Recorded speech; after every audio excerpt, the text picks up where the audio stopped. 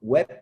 Y estamos incursionando también en Spotify, los audios que ustedes estaban escuchando ahora, sobre el tema de los requerimientos de la superintendencia, otros temas sobre finanzas personales, economía solidaria. Bueno, allí vamos a ir poniendo diversos contenidos que les pueda ser de utilidad y que por supuesto pues no tienen ningún costo, son gratuitos. Espero que se suscriban tanto al canal de YouTube como al Spotify para que nos sigan apoyando y podamos continuar con este trabajo.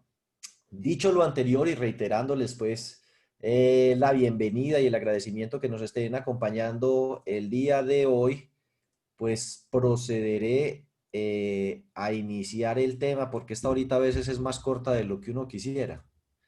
Espérate un momento. Listo. A ver que estoy tratando acá de iniciar la presentación. Espero que todos estén viendo sin ningún problema.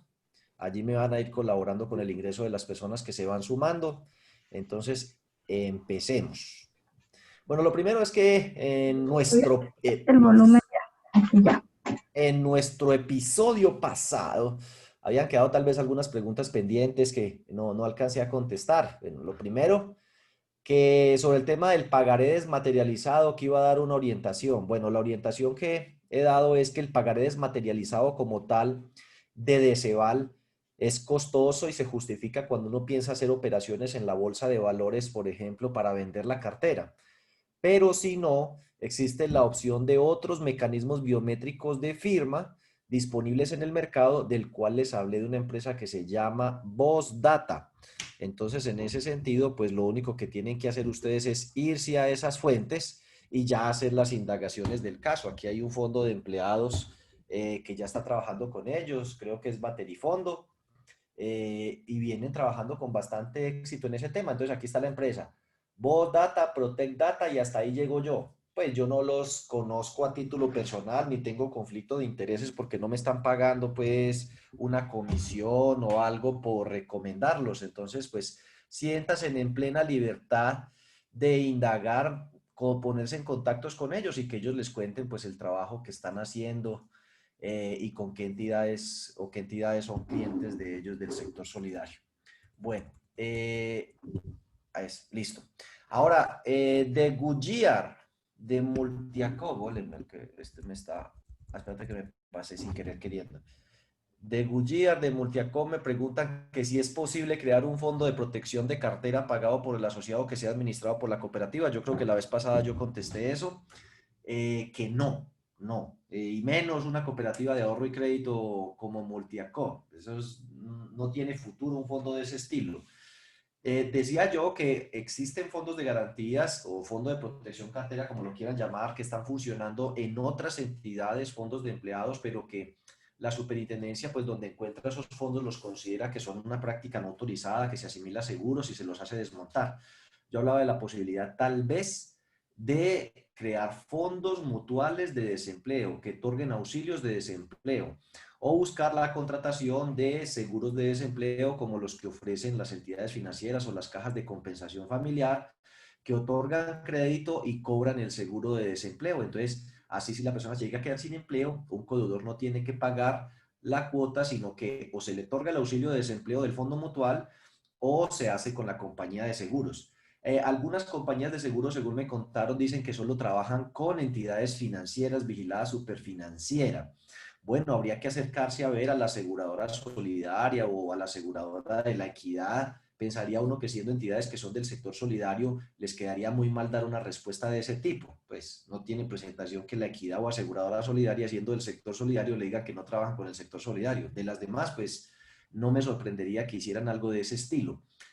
También que si el FODE se puede utilizar para infraestructura tecnológica, ahí hay como tres entidades que están preguntando lo mismo, Abigail, por aquí otro y Fenlooker. Entonces, mire, lo único que tienen que hacer es lo siguiente. Después de Dios, Google. Entran ustedes a Google y escriben concepto FODES, no, pero concepto unificado FODES Super Solidario. Entonces, eso es lo que hay que hacer.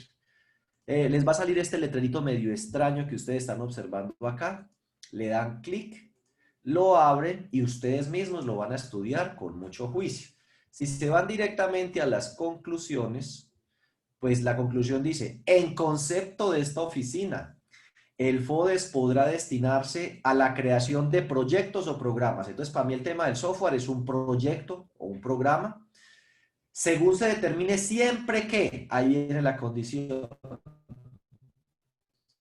siempre que tengan como finalidad brindar servicios a los asociados. Entonces decía yo, un cambio de software que nos va a permitir hacer transacciones en línea, solicitudes de crédito en línea, generar extractos en línea, a lo mejor dar capacitación virtual, que la gente actualice datos en línea, bueno.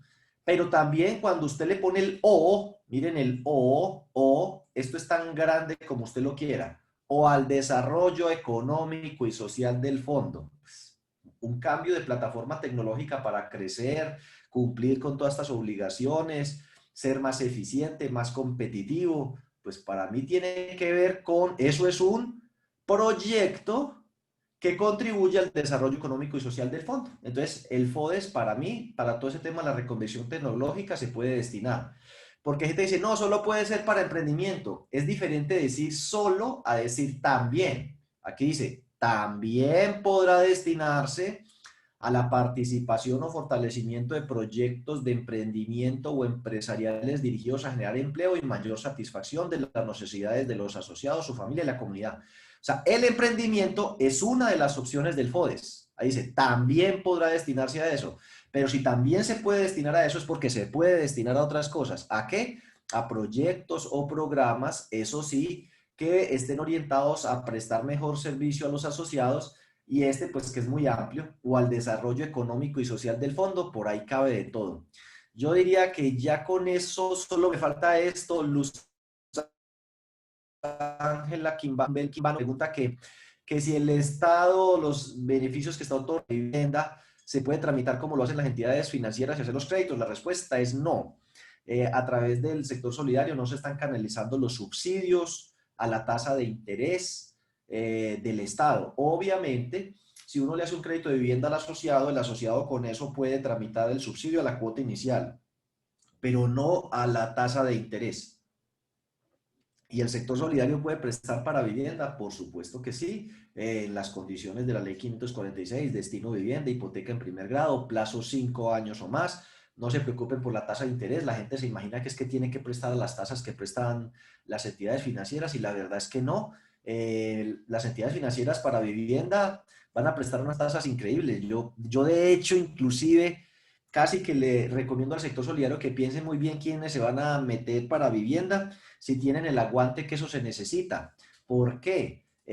A mí ya me llegó una oferta de compra de vivienda de cartera hipotecario leasing habitacional al 0,6 mes vencido. Y eso que todavía el Banco de la República no había bajado la tasa de interés. O sea que yo creo que se pueden llegar a ver tasas de interés inclusive del 0,5% o entre el 0,5 y 0,6, y de pronto esa es una tasa muy bajita. Yo no estoy seguro si el sector solidario está en capacidad de bajarse tanto.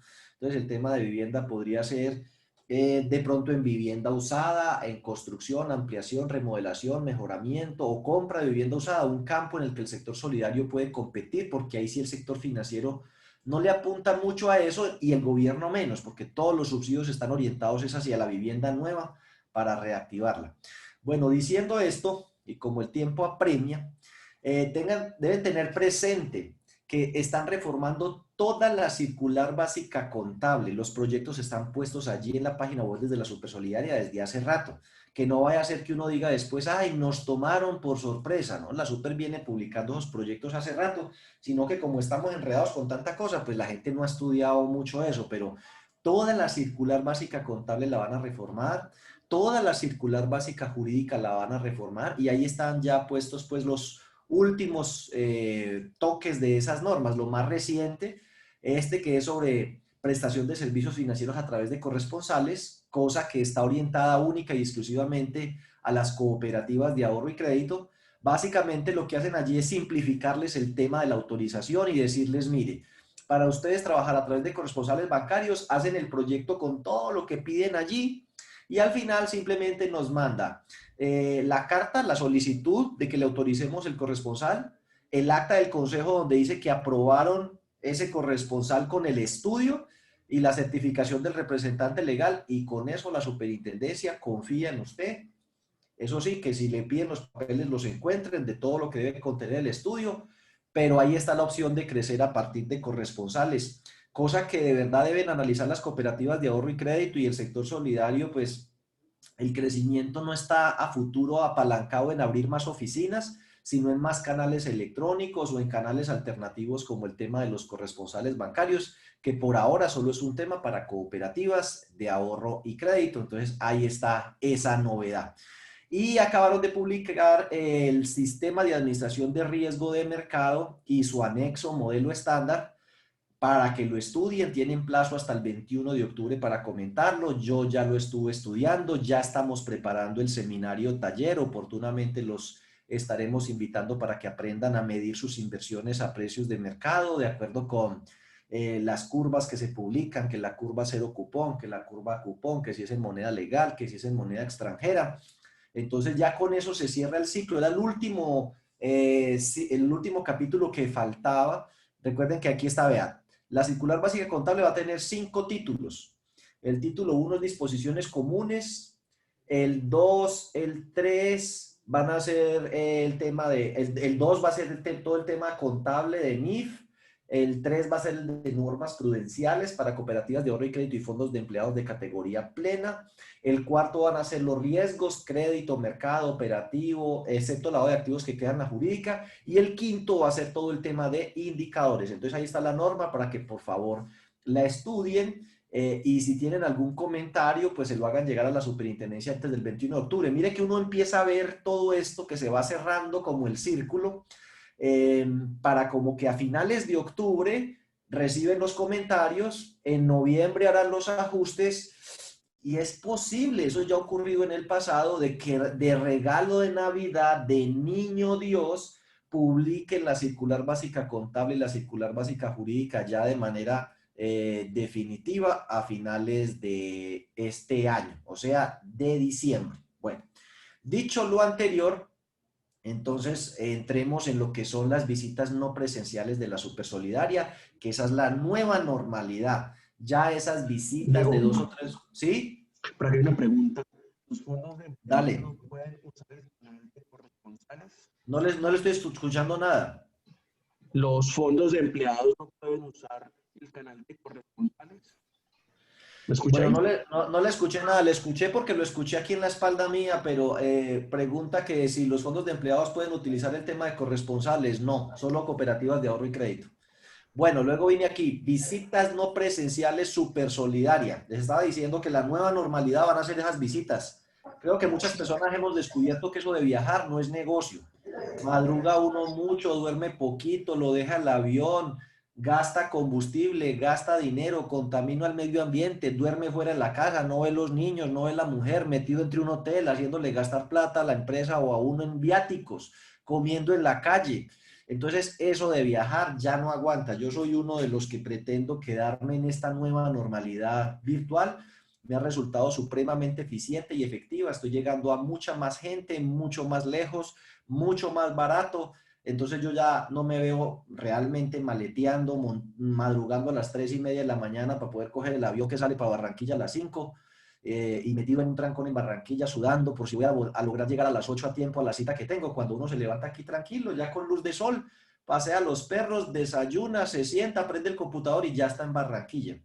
Yo creo que la Supersolidaria pues vio eso y descubrió que es mucho más efectivo y eficiente ese modelo, y entonces está iniciando una serie de visitas no presenciales en todo el país. He tenido, digamos, conocimiento de varias entidades en todo el país, pues en este momento a una de Pereira, por acá tengo, que sepa yo, 3 de Cali, y así las visitas van a ser de ese estilo. Entonces, más o menos, ¿qué es lo que piden? Revisemos allí. Dice, bueno, el proceso de inspección virtual no requiere de la presencia física, va a ser a través de canales virtuales, arrancan el 5 de octubre. Deben realizar una presentación general que incluya, para que se vayan preparando, el modelo de negocio, ¿Cuál es su plan estratégico? Entonces, bueno, no sé si todos los fondos de empleados que hay aquí, pues, esto es un fondo, pero en general la de Pereira, por ejemplo, que están visitando es una cooperativa de caficultores. Ustedes no van a creer que son los fondos de empleados. Eh, Son a todas. Entonces, que su plan estratégico, entonces los que no tienen plan estratégico van lo sacando porque lo piden de entrada. ¿Cuál es su estructura organizacional y cuáles son las políticas que ha implementado en riesgo de liquidez, lavado de activos, riesgo de crédito y riesgo operativo? Riesgo de mercado no se lo mencionan, pero parten del hecho de que usted casi que tendría que tener ya avances en los 4 riesgos, a pesar de que riesgo de liquidez es un tema que pues está apenas culminándose para los fondos ahorita en octubre de tercer nivel, y el operativo que ni siquiera ha salido la norma definitiva, lo que no significa que uno no tenga riesgo operativo y tenga cosas montadas. Vamos a ver qué más nos van a pedir. Dice que dado, de igual forma y dada la coyuntura, hay que presentar la situación actual del fondo de empleados y la de que podría registrar en el corto y mediano plazo, en el tema otra vez del mercado, la liquidez, los resultados, la cartera, los alivios, el retiro y el deterioro de la cartera. Como es de esperarse en estas visitas y en las próximas le van a dar mucha importancia a cómo lo afectó a usted la pandemia, qué planes de alivio otorgó en el marco de la circular 11 y o la 17, si sí está haciendo las provisiones que toca sobre esos intereses que no se han recaudado, y bueno, y cómo ve usted que a futuro el tema lo va a afectar, si es que lo va a afectar o no lo va a afectar. Entonces tengan muy claro ese tema, porque recuerden que la circular 17 decía que las cooperativas de ahorro y crédito tenían que hacer un diagnóstico y una prospectiva de cómo veían a futuro los efectos de las medidas y de la pandemia en la liquidez, el riesgo de crédito y los resultados, y que cuáles eran las medidas que iban a adoptar.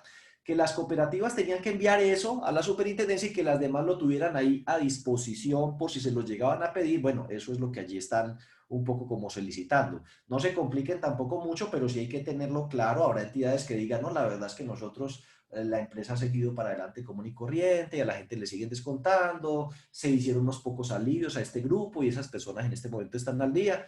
Entonces, pues el análisis tendrá que ser tan profundo o sencillo como hayan sido los efectos en su entidad, y esa información habrá que cargarla y enviarla, digamos, a través de una plataforma que ellos le dicen aquí, en PDF, en Excel, el 28 de septiembre, o sea, el día de hoy, a través de la plataforma Hivebond. Bueno, ahí le dicen a usted cómo se va a hacer el proceso de cargue, y luego le dicen, bueno, ¿qué información es la que hay que enviar? Bueno, ¿quiénes Diego, van? perdón, ¿Sí?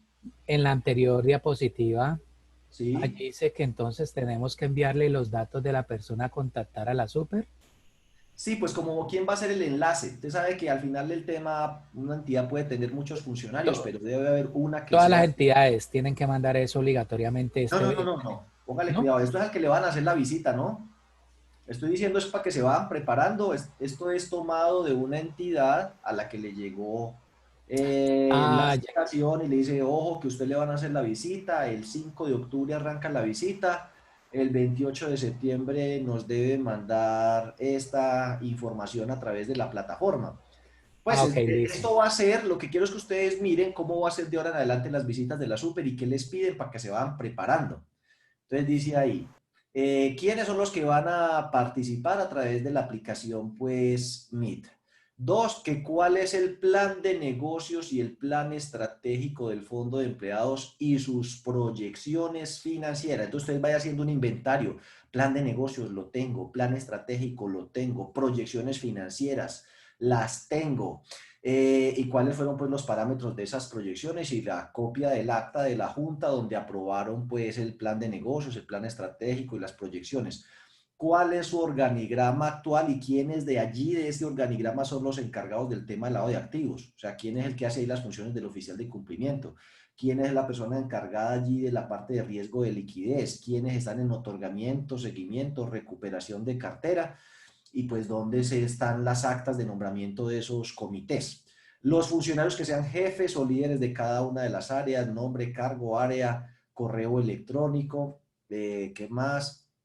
Comités que existen y la relación de los integrantes, la parte pertinente del acta donde aprobaron el manual y los nombraron, los estatutos, esos los tenemos, un archivo de Excel con todos los asociados y sus datos de cartera, depósitos, aportes, fecha de ingreso, etcétera, los miembros de junta directiva, control social, representante legal, y si tienen familiares allí, quiénes son y qué obligaciones tienen con la entidad. O sea, pues no es tan frecuente, pero hay entidades donde miembros del consejo de administración tienen familiares también asociados, entonces hay que decirlo. Una relación en Excel que venga firmada por el representante legal y el revisor fiscal de todos los créditos reestructurados, los libros de actas de los últimos 2 años, entonces revise si usted lo tiene, junta directiva, asamblea, junta de vigilancia, comité de crédito, como el comité de evaluación de la cartera. Tengan presente que en el de riesgo de liquidez es un comité que se debe reunir mensualmente. Muchas entidades creen que como se reporta trimestral, el acta es trimestral, o que como se reporta semestral, el acta es semestral. Se supone que el acta es mensual porque se reúne mensualmente. Miren la circular básica contable vieja y miren el nuevo capítulo 17 y verá que en ambos dice que el comité se deberá reunir por lo menos mensualmente, una vez al mes. Bueno, y las actas de los fondos sociales, por ejemplo, el de bienestar social, educación, los que tengan ese tipo de comités, el reglamento de todos esos fondos y de los comités que tengan.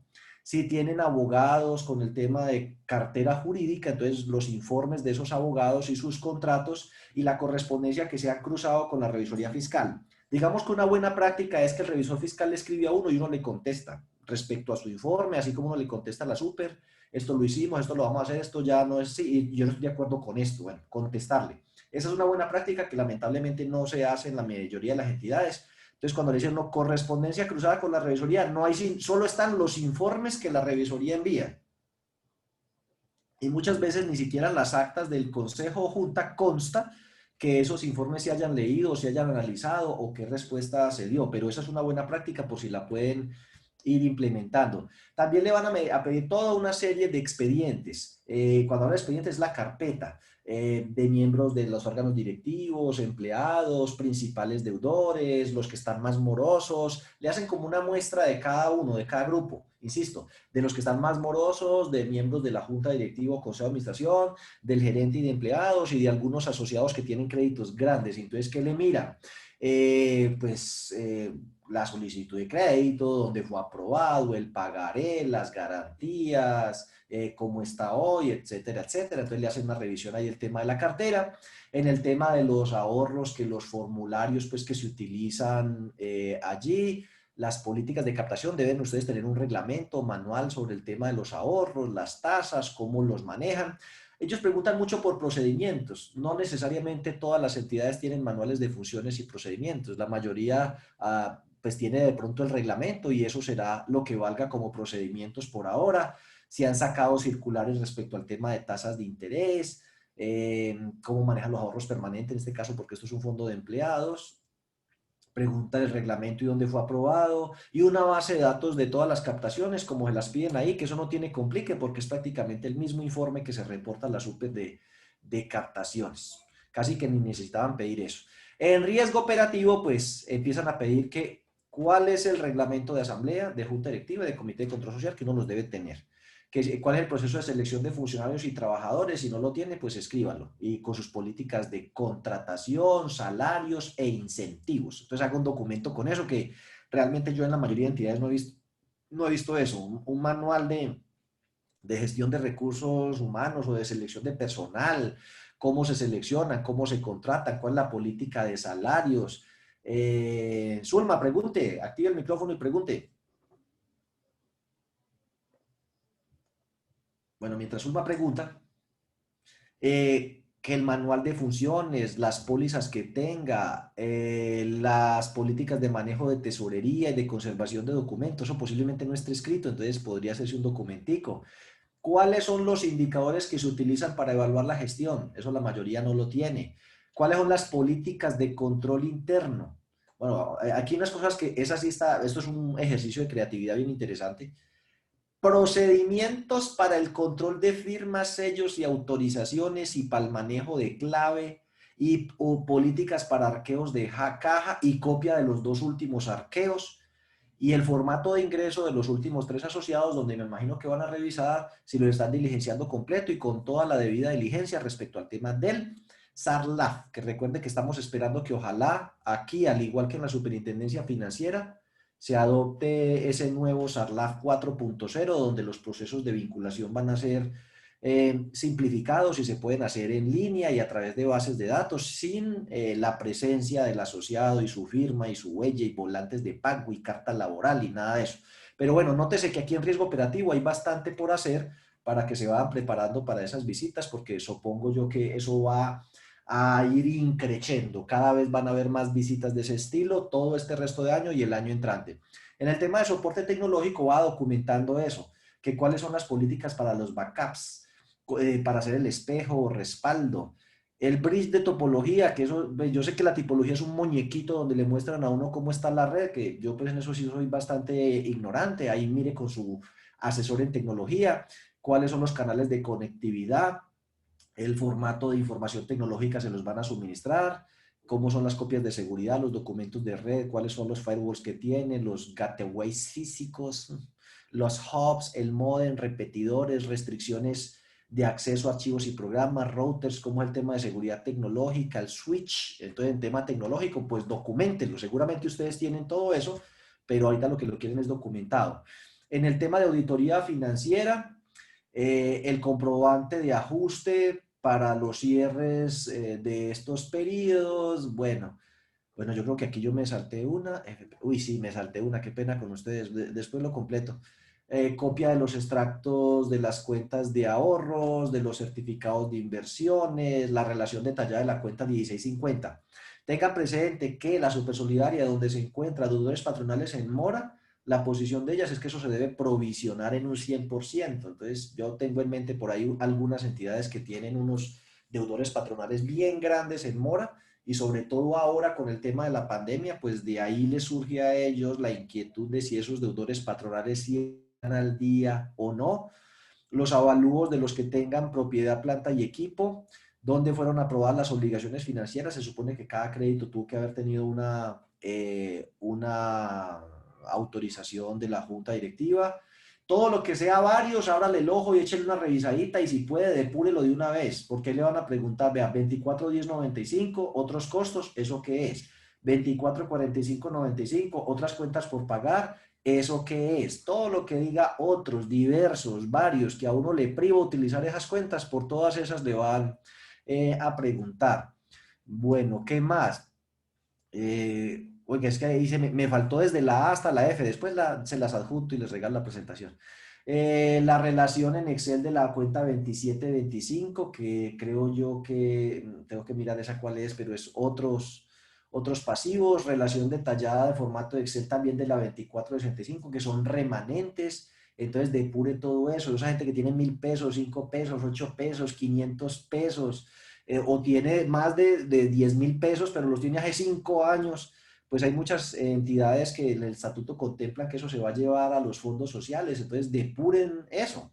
Esas son cuentas que deberían permanecer depuradas, pero uno se mete en esas cuentas y tienen saldos negativos, positivos, 1 peso, 2 pesos. Bueno, que cómo han ejecutado los fondos este año y el pasado. Mire, año y medio, desde el 1 de enero del 2019 hasta el 30 de junio del 2020. ¿Cómo se lo gastaron? No cómo lo alimentaron, sino cómo lo gastaron, cómo sacaron la plata de ahí. La aprobación de los excedentes del 2018-2019, la contabilización de las últimas 3 distribuciones de excedentes, dónde está el capital irreductible en el estatuto, y es que evidencia de cómo la gestión para recuperar el deterioro de la 5115, pues eso es la gestión de cobranza. La 5115 es la provisión, pues si uno cobra, la recupera. Entonces, ¿cómo es el tema del proceso de cobranza? Y bueno, eso hasta allí. Por ahí yo ahorita veía a una Zulma que levantaba la mano, iba a preguntar algo. Si va a preguntar, por favor, o cualquiera que vaya a preguntar de ese tema, hagamos una pausita ahí de 5 minuticos si es del caso, y háganme la pregunta que quieran, hagan la activación de su micrófono y me preguntan, y si no, sigo con el siguiente tema. Hola, no, Diego, ¿aló? Sí, dale, Diego, dale. Sí, hola. para preguntarte, ¿dónde podemos encontrar toda esa lista de chequeo que estás mencionando? Que es muy importante.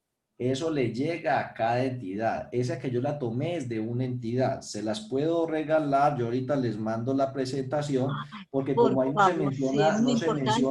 no se menciona el nombre, pues, además es una lista genérica, ¿no? A todo el mundo le van a pedir más o menos exactamente la misma información, porque yo ya he visto hasta el momento 3 y a todas les piden exactamente lo mismo. Pues Exacto. Bueno, obviamente, adaptado a cada entidad, pero le piden la misma información. Entonces, yo les pongo ahorita en el blog de la página de internet mía, les pongo la presentación y recuerden de todos modos que este video les queda colgado en el canal de YouTube, así que allí van a poder entrar y volverlo a ver. Bueno, Diego, buenos días, Diego. sí, hola. Diego, buenos días. Una pregunta. Yo sé que ahora lo mencionaste, pero ¿me lo ratificas? Las cooperativas de aporte y crédito, con base en la circular externa 17, debieron realizar ese diagnóstico y enviarlo a la Supersolidaria. Las de ahorro y crédito eran las que lo Las de tenían que aporte, enviar. no las de No, aporte. las de aporte y crédito tenían que tener su diagnóstico y tenerlo allí a disposición de la superintendencia por si se lo piden. Entonces, si a usted la programan para visita, será una de las que le pida, bueno, muéstreme usted el diagnóstico, cómo va. Pues tampoco hay que entrar en pánico por eso. Habrá entidades como un fondo de empleados que ayer decíamos, pues que el diagnóstico que nosotros hicimos fue que aquí todo el mundo siguió trabajando común y corriente. ¿Por qué les vamos a dar alivio? Aquí todo el mundo siguió pagando sus obligaciones común y silvestre. Aquí adelante es para allá.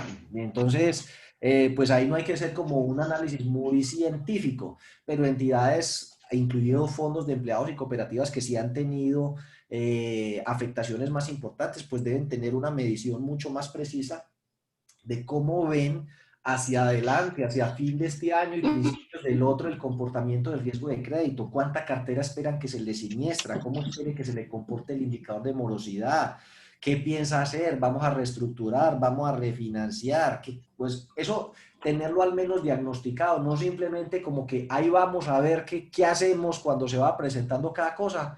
Si no lo tiene esa entidad, pues en el momento pues lo podría hacer ahora o en el momento en el que la requiera, pues le toca salir a correr a hacerlo rapidito, ¿no?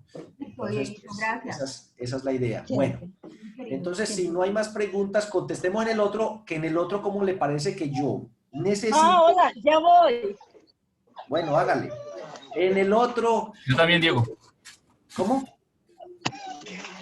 En el tema que sigue, como aquí vemos conectadas 198 personas, que son 200 cabezas pensantes, yo voy a plantear el tema, pero también voy a preguntar para que ustedes me cuenten cómo han hecho con este tema, porque hay varias personas que me pidieron este tema, no porque yo lo sepa, sino para ver quién de aquí sabe la respuesta. Entonces, póngale cuidado.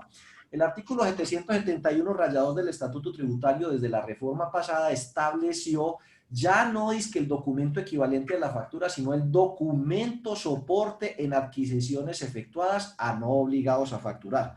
Por ejemplo, en el caso nuestro, cuando le llega a usted la cuenta de cobro a nombre de John Alexander o a nombre de Clara Viena, ellos no están obligados a facturar porque yo tengo el cuidado de no dejarlos pasar, que los convierte en régimen común, ¿sí?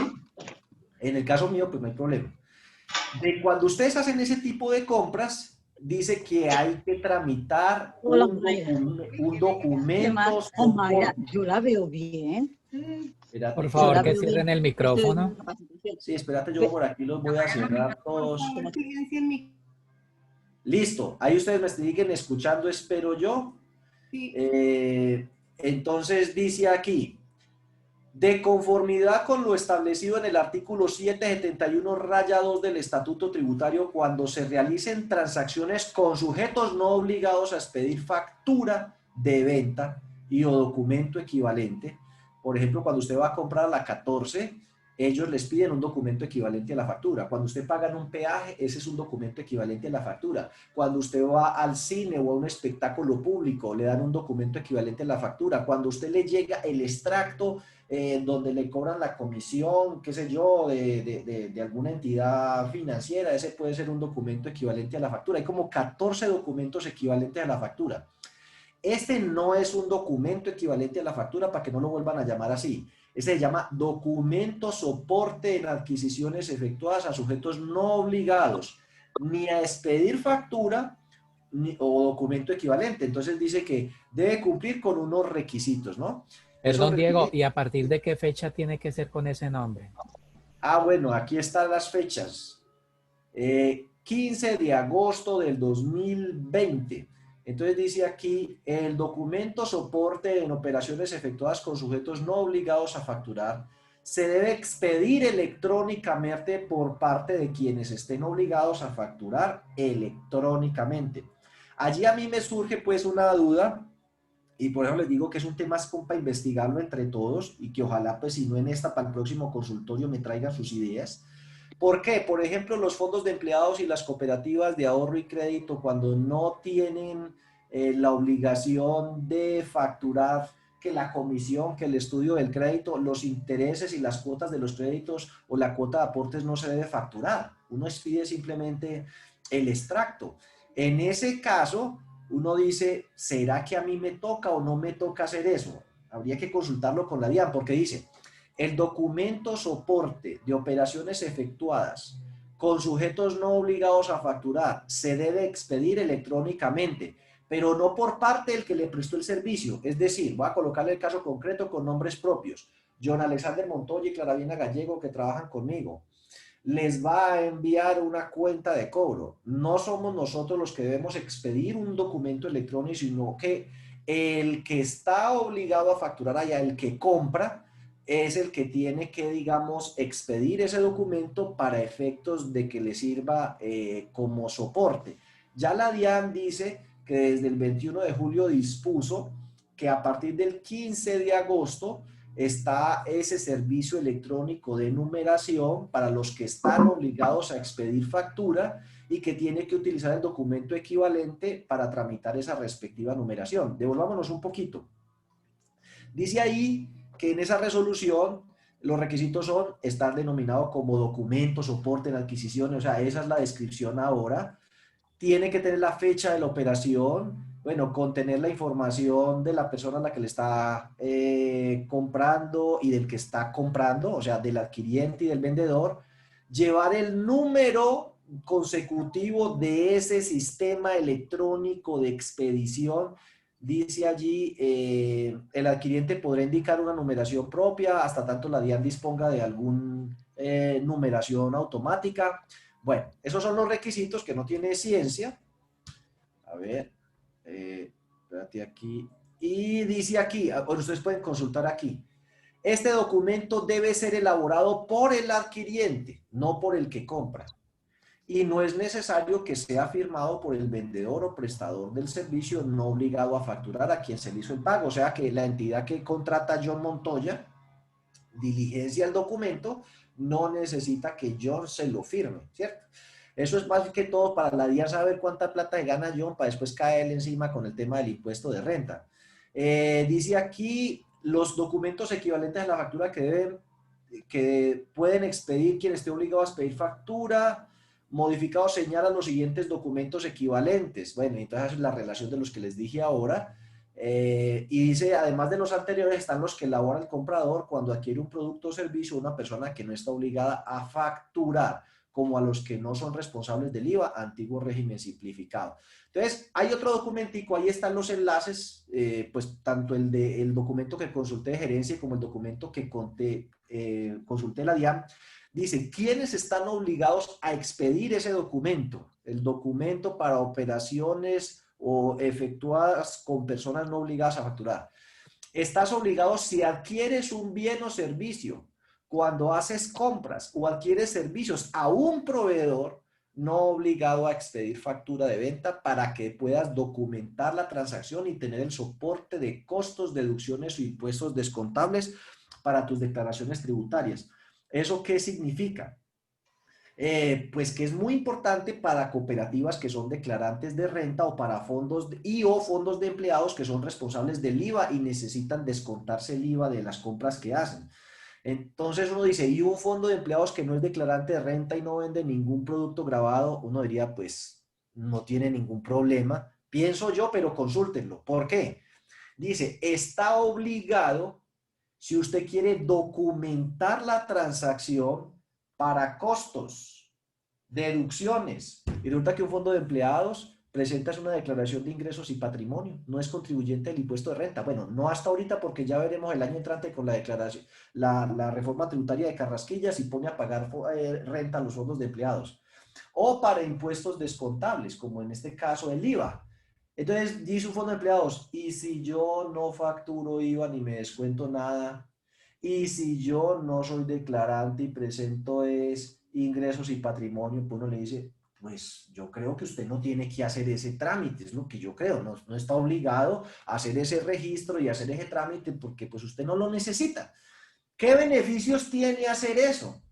Documentar las operaciones cuando se hacen con no obligados a emitir factura y así soportas adecuadamente costos y deducciones. Volvemos a lo mismo, el fondo de empleado no necesita soportar costos ni deducciones. Impuestos descontables, pues si yo no facturo IVA, no liquido IVA, no declaro IVA, pues tampoco necesito ningún impuesto descontable. Entonces yo digo, el fondo de empleados que no es declarante de renta ni tampoco necesita soportar deducciones de IVA, pues como que en mi opinión no necesita hacer ese trámite. Pero si usted es una cooperativa de ahorro y crédito, recuerde que, o cooperativa de ahorro y crédito, no, cooperativa o mutual en general, es declarante de renta y entonces debería hacer este trámite para poder soportar esos costos y para poder soportar el tema del IVA. ¿Desde cuándo se debe emitir? Dice ahí. Teniendo en cuenta, te contamos que la DIAN ya realizó el ajuste para el documento soporte, como se indicó en el comunicado tal, y hará exigible ese requisito que está en el numeral 5 del artículo 55 de la resolución 42 a partir del 15 de agosto. Puedes consultar más información aquí, en la DIAN. Entonces, ahí les dejo ese tema y quisiera que ustedes nos contaran aquí al aire qué entidades de las que hay aquí ya han tramitado eso, qué tan complicado es y si algún fondo de empleados que no es declarante de renta y no es responsable de IVA ha podido hacer ese registro. A mí me comentaron que había fondos que no lo habían podido hacer, que porque no se los permitía habilitar y yo entiendo por qué. No se los permite habilitar porque no tiene dentro de las responsabilidades renta y no tiene dentro de las responsabilidades IVA. Entonces no necesita soportar impuestos descontables y tampoco necesita soportar costos y deducciones, por eso no le permite habilitar esos números. Tendría que volverse responsable de IVA o declarante de renta o no sé de qué modo hacerlo. Entonces no sé si alguien tiene algo allí que nos pudiera comentar o compartir. Vea, yo soy fondo de empleado, yo sí lo pude hacer, o yo soy cooperativa, yo lo pude hacer, está fácil, está complicado, está sencillo. Buenos Buenos días, Diego. días. Hágale, empecemos ahí por quién. ¿Olga ya lo pudo Daniel. hacer o no?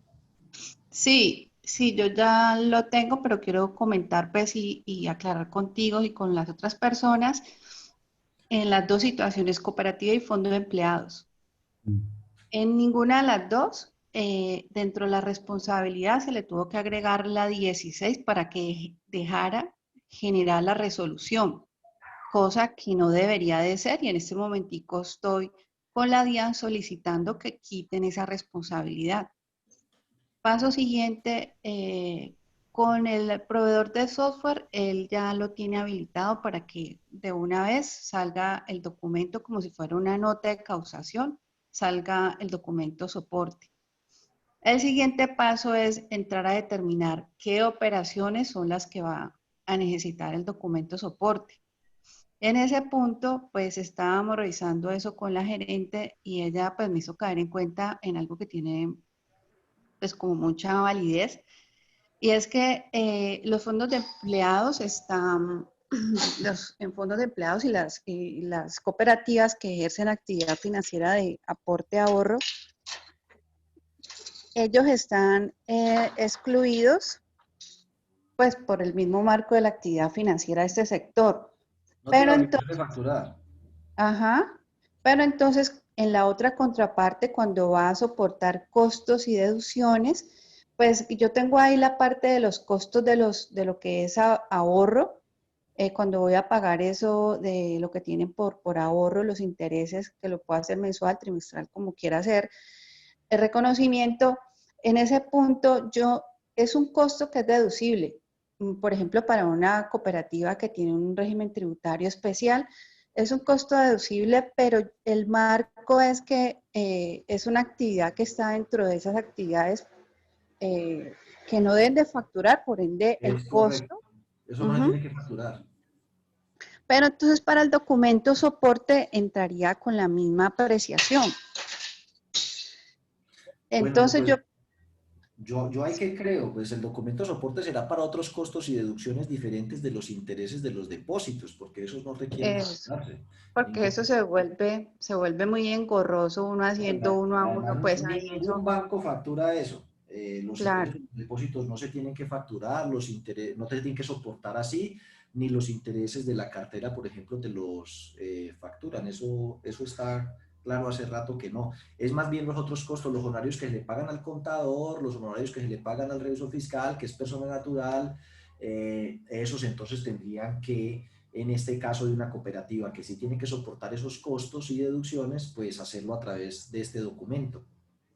Claro, sí, señor. Y me queda una duda. Los créditos opera igual, opera el crédito para lo que son suministros, crédito por una libre inversión, inclusive los cargos adicionales tampoco deberíamos de preocuparnos por facturarlos con un documento soporte. Pero me queda la duda entonces es para los auxilios. Los auxilios que el asociado pide por cumpleaños, por maternidad, por solidaridad, por cualquier concepto que él lo tramita con una solicitud, documento interno que tiene la entidad. Esos, para la cooperativa que tiene su régimen tributario especial, debería de tener su documento soporte. Entonces te voy a decir ahí mi apreciación, que insisto, yo no estoy sentando cátedra sobre el asunto, sino aportando al debate, porque creo que es un excelente punto el que has planteado y que merece investigarlo con gente que sea de verdad autoridad en el tema tributario y hasta consultarlo a la DIAN. Pienso yo que si la plata sale de los fondos sociales, pues como eso no es una deducción, no es un costo, sino que sale de un pasivo, no se necesita el documento soporte, es mi opinión. Pero si es de esos que otorgan auxilios que se alimentan de fondos que fueron a su vez alimentados con cargo al gasto, o que se trasladan o se giran directamente al gasto, yo pensaría que ahí sí, porque hay un gasto que hay que soportar para efectos de la deducción. Me explico. Está el caso A, donde un fondo alimenta 30 millones mensuales con cargo al gasto, o sea, al año son 360 millones, lo revuelve con 200 millones de excedente, son 560, y se agotó 500 millones de pesos durante el año, pues lo que debería hacer es primero revertir los 60 que le quedaron sobrando, porque uno gasta primero lo de los excedentes y siguiente con cargo al gasto. Así que usted tenía 200 de excedentes, 360 con cargo al gasto y no se gastó sino 500, debe uno suponer que le sobraron 60 de los que afectó el gasto, entonces reviértalos. Pero como hay una serie de auxilios que otorgó y que afectaron el gasto, entonces deberían estar con ese soporte, porque si no la DIAN te los podría no valer. Distinto es la entidad que alimenta el fondo, le echó 500 millones, pero todos van a salir de los excedentes. Cuando salen esos recursos, estas erogaciones no se van a solicitar como costo o deducción. Recuerde que inclusive en los medios magnéticos, los auxilios que otorgó con cargo a los fondos sociales, los pone en la columna que dice que no es un gasto deducible, o no sé cómo es que dice exactamente, pero no se pone en la columna de costo o deducción, sino en la otra, en la que no se solicita como costo o deducción. Entonces se relaciona el pago, pero no se va a solicitar como costo o deducción. Pero esa es una opinión mía que habrá que consultar, obviamente, entonces con un tributarista. ¿Alguien más iba por allí a darnos una opinión Sí, sobre eso? buenos días, Diego. En el caso mío, pues yo asesoro fondos y cooperativas y no había necesidad de hacer ningún cambio en actualizar la responsabilidad en el RU. Era solo por el chat de la DIAN, uno pues describía la situación de que no tenía habilitado esa parte de la numeración. Entonces ellos le dan a uno un correo, uno a ese correo enviaba adjuntando copia del RU del representante legal y copia del RU de la entidad, exponiendo pues el caso, y al ratico a uno le devolvían diciéndole que sí, que ya podía entrar a su cuenta en la DIAN y ya le aparecía habilitado el ítem de numeración de facturación. Ok, entonces ahí está la pregunta, porque es posible que aquí estén conectadas las personas que me hicieron esa pregunta, que lo estaban intentando, pero que no podían, que tenían que ponerse una responsabilidad nueva ahí. Entonces ahí está la No, respuesta no es necesario. específica, que no se necesita. Por el chat se solicita de la DIAN y envían el RUT del representante legal y de la entidad y les devuelven después ya el asunto hecho. Por aquí hay algunas que están diciendo que entonces lo mejor sería que todo sea con factura. Claro, maravilloso, pero tenga presente que todo lo que le haga factura, ya usted le suma el 19% de IVA. Por ejemplo, yo facturo y un poco de gente que me dice, ay, pero cóbremelo sin IVA, para ahorrarse ese 19%. No, pues yo se lo cobro a nombre de Clara o de John hasta donde se llega al tope para hacer régimen común, pero entonces ahí le toca hacer este documento para soportar el costo de deducción del pago que le hacen a Clara o a John, que no lo hacemos nosotros le mandamos la cuenta de cobro, sino que lo hace usted allá para poder que tenga validez. Entonces téngalo presente. No sé qué otro comentario haya por ahí. Dicen por Hola ahí. Diego, hola Diego, buenos días. Hola, ¿qué más? Cuéntame. Bien, María Elena Tovar. Diego, no, quería hacer dos, estamos en este conversatorio, quería hacer dos precisiones y una es referente al tema de los funcionarios de la DIAN, o sea, obviamente lo que han comentado todos es cierto, por un correo o un chat, ellos le con documentos. Espérate. ¿Habla alguien? Sí, pues espérate un ¿Perdón? momento. Yo lo silencio a todos y vuelve y activas el tuyo, ¿sí? Bueno. Actívalo, ahora sí, actívalo. Ok, bueno, entonces en referencia a eso, los funcionarios están activando la responsabilidad 16 y es porque efectivamente las personas naturales cuando digamos superan los topes para efectuar declaración de, digamos, de renta y las personas jurídicas que son obligados a facturar que son servicios o bienes que son excluidos de IVA, si bien es cierto, el bien excluido de IVA que manejan los fondos de empleados son los ingresos del servicio de crédito. Por eso los funcionarios de la DIAN están activando algunos fondos de empleados esta responsabilidad 16.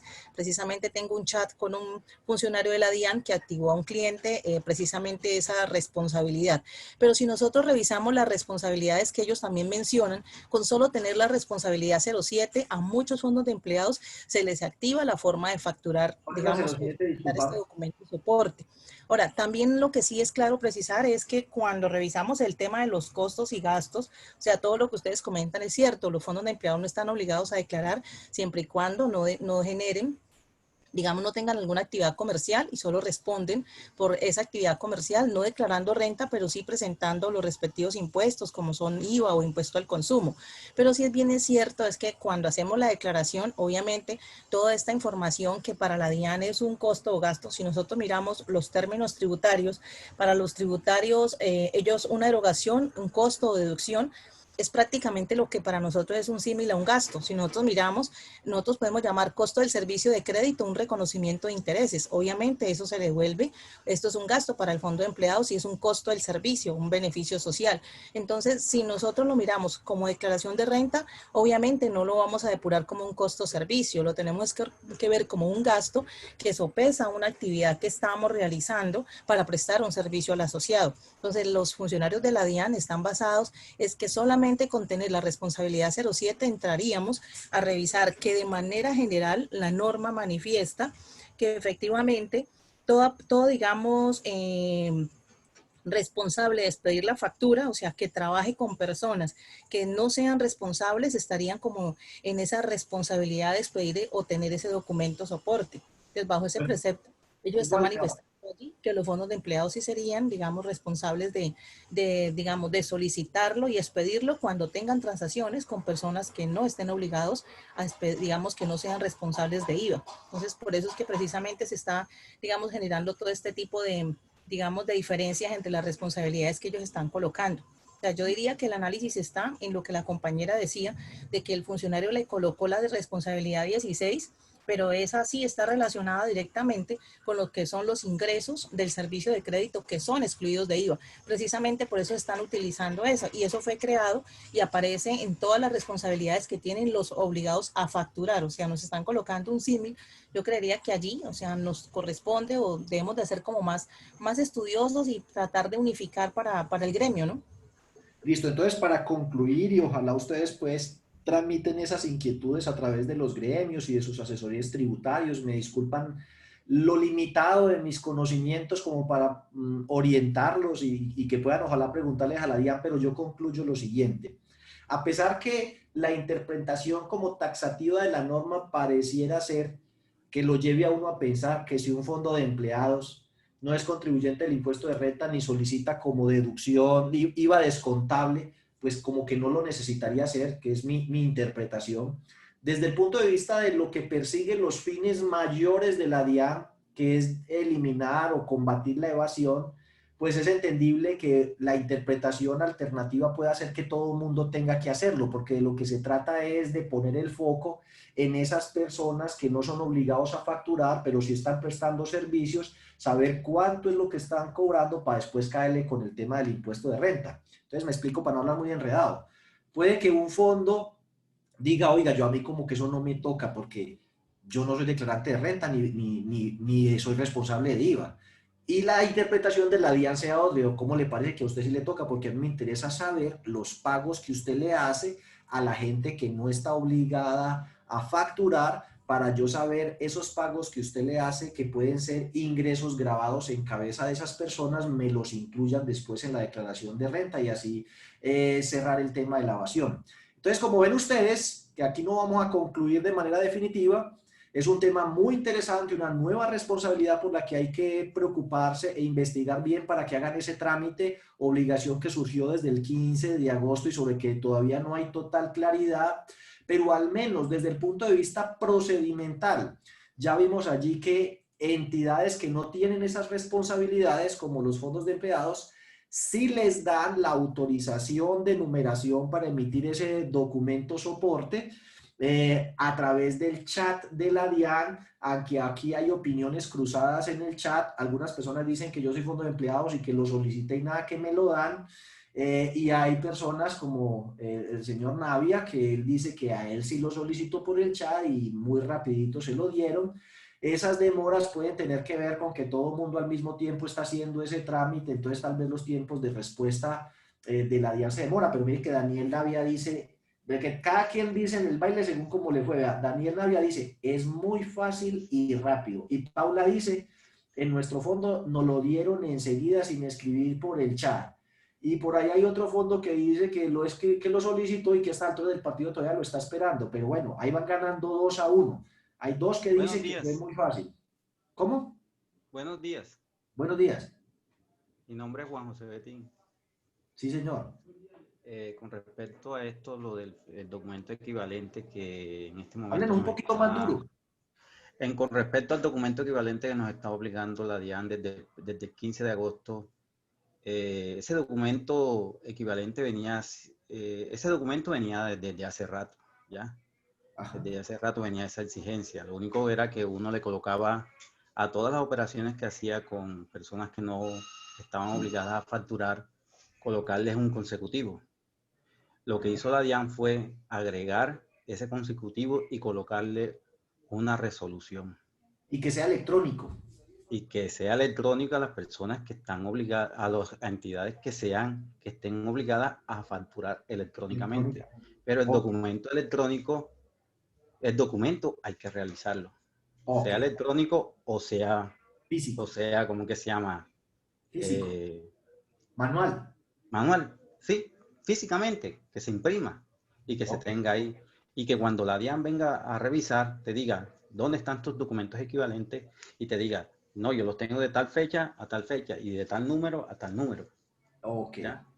Listo. Entonces, mire, ahí lo que hay que hacer, estamos de acuerdo con el señor Betín, dice Henry Castaño, que es de Fondo Occidente y que dice que a él le salió bastante fácil, y Judy también. Entonces, esto nos lleva a la conclusión siguiente.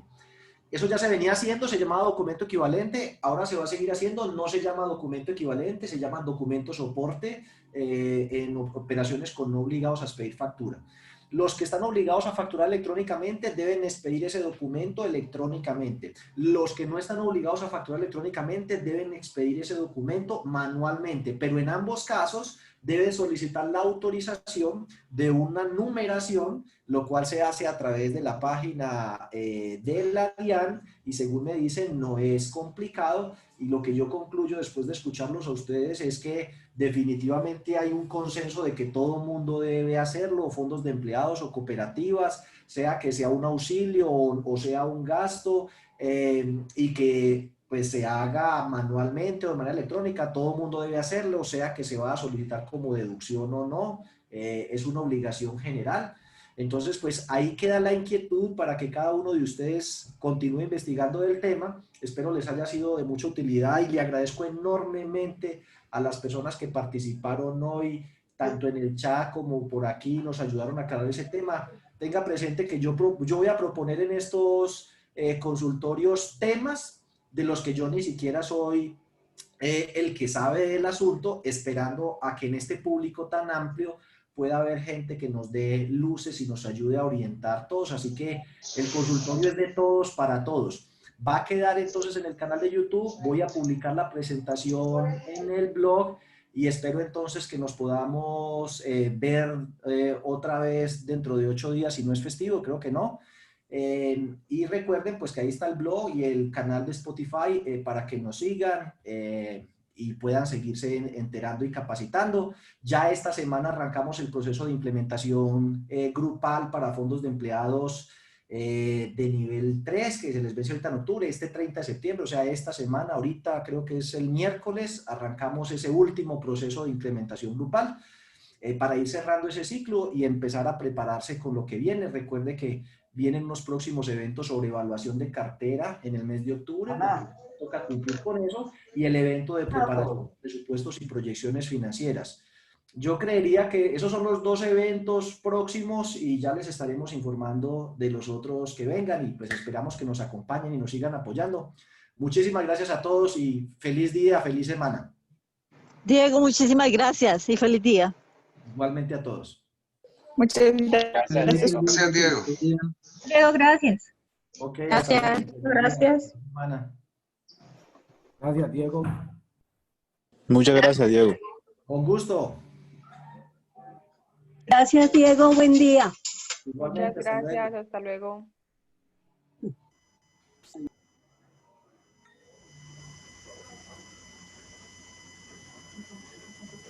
Gracias, Diego. Con gusto, chao.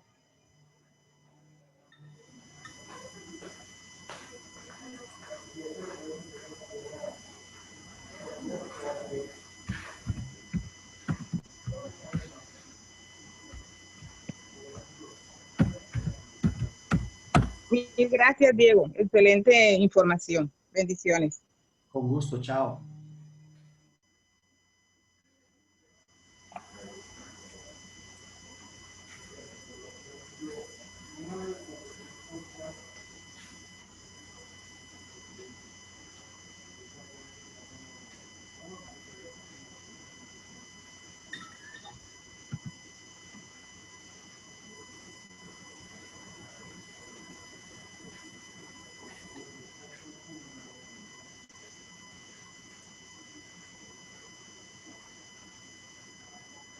Los canales para atraer a las nuevas generaciones.